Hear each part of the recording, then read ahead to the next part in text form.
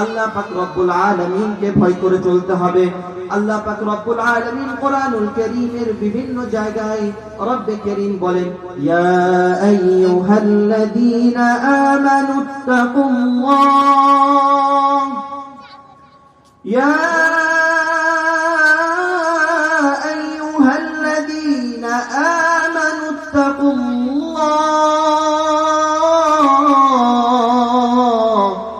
ওয়া কুনু মা'আস সাদিকিন। আল্লাহ পাক রব্বুল আলামিন কোরআনুল কারীমের মাঝে বলেন সূরা তাওবার মধ্যে, ইয়া আইয়ুহাল্লাযীনা আমানুত্তাকুল্লাহ, হে ঈমানদারগণ তোমরা আল্লাহ পাক রব্বুল আলামিনকে ভয় করো। এই ভয় শব্দ কোরআনুল কারীমে বিভিন্ন জায়গায় এসেছে বিভিন্ন শব্দে, যেমন খাউফুন, খাউফুন মানে ভয়, খাশিয়াতুন মানেও ভয়। আল্লাহ পাক রব্বুল আলামিন বলেন খাউফুন ওয়ালানাবলুওয়ান্নাকুম বিশাইইন মিনাল খাউফি ওয়াল জু'i ওয়া নাকসিম মিনাল আমওয়ালি ওয়াল আনফুসি ওয়াত থামারাত ওয়া বাশশিরিস সাবিরিন। আল্লাহ পাক রব্বুল আলামিন এখানে ভয়ের কথা খাউফুনের শব্দের মাধ্যমে নিয়ে আসছেন। অন্য জায়গায় আল্লাহ পাক রব্বুল আলামিন সূরা হাশরের মধ্যে বলেন, লাউ আনজালনা হাযাল কুরআন আলা জাবালিন লারাআইতাহু খাশিআন মুতাসাদ্দিআন মিন খাশিয়াতিল্লাহ ওয়া তিলকাল আমসালু নাদরিবুহা লিন-নাসি লাআল্লাহুম ইয়াতাফাক্কারুন। বলেন না আল্লাহু আকবার। আল্লাহ পাক রব্বুল আলামিন কোরআনুল কারীমের বিভিন্ন জায়গায় বিভিন্ন সূরায় ভয় শব্দটা বিভিন্ন ভাবে নিয়ে আসছেন, কিন্তু অর্থ এক। আল্লাহ পাক রব্বুল আলামিন বলেন, ইয়া আইয়ুহাল্লাযীনা আমানুত্তাকুল্লাহ ওয়া কুনু মা'আস সাদিকিন, হে ঈমানদারগণ তোমরা আল্লাহ পাক রব্বুল আলামিনকে ভয় করো, ওয়া কুনু মা'আস সাদিকিন, এবং তোমাদের সঙ্গী বানাও সত্য মানুষদেরকে, সত্যবাদীদেরকে। আল্লাহ পাক রব্বুল আলামিন এই আয়াতে কারীমায় সত্যবাদীদেরকে বন্ধু বানানোর জন্য বলেছেন। নামাজীকে বন্ধু বানাতে হবে, যারা দ্বীনের পথে চলে তাদেরকে বন্ধু বানাতে হবে, উলামা ইকরামদেরকে বন্ধু বানাতে হবে। তোমার বন্ধু যদি হয় গাঁজাখোর, তোমার বন্ধু যদি হয় মদখোর, তাহলে তোমার ভালো কিছু আশা করা যায় না। তোমার বন্ধু যদি হয় সিগারেটখোর, তাহলে তোমাকে বলবে বন্ধু চল সিগারেট টেনে আসি।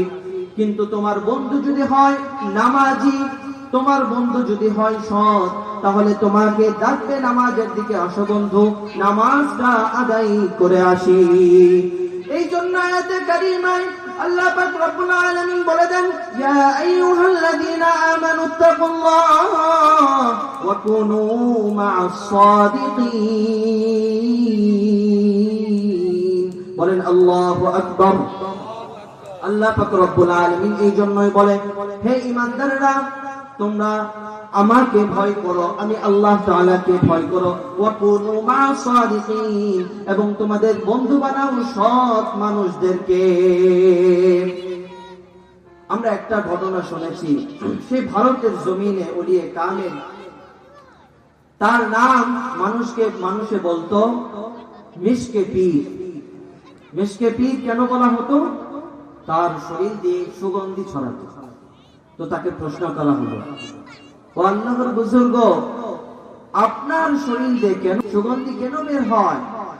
তখন ওই আল্লাহর বুজুর্গ জবাব দেয়, তোমরা কি আমার কাছে জানতে চাও আমার শরীর দিয়ে কেন সুগন্ধি বের হয়? তোমরা কি জানতে চাও?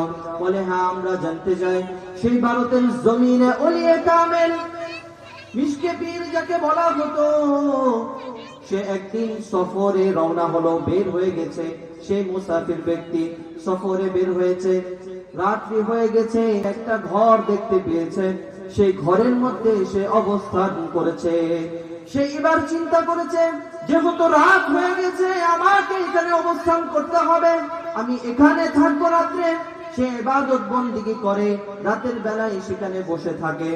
হঠাৎ একজন সুন্দর যুবতী তার সামনে এসে তাকে বিভিন্ন খারাপ প্রস্তাব দেয়, এমন কথা বলে সে আল্লাহর ওলি চুপ হয়ে যায়। কি ব্যাপার, কি বলে?